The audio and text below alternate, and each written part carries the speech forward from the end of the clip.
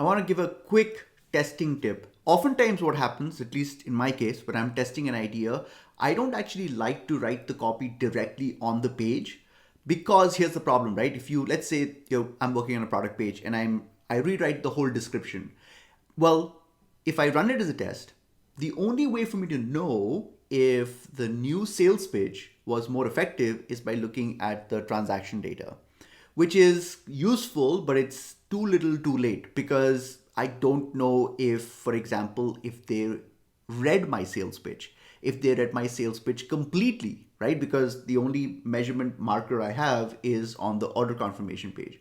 So what I like to do is on the product page itself, wherever it is that I'm testing, especially the core parts of my sales pitch, I like to actually hide them behind a clickable element. And what that does is when someone clicks on that element, we actually track a micro conversion. And on the back end, not a micro conversion, but a micro goal.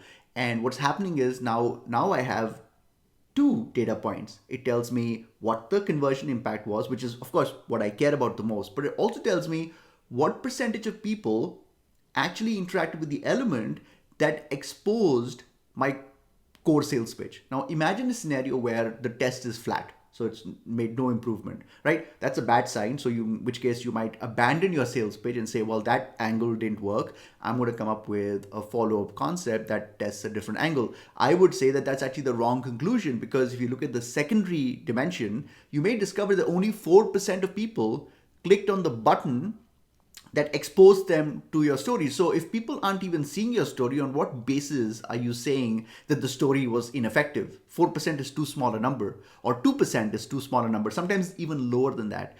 So my tip is to make sure that you have tracking for elements that lead to your sales pitch. And this way you'll actually get the right data. Good luck.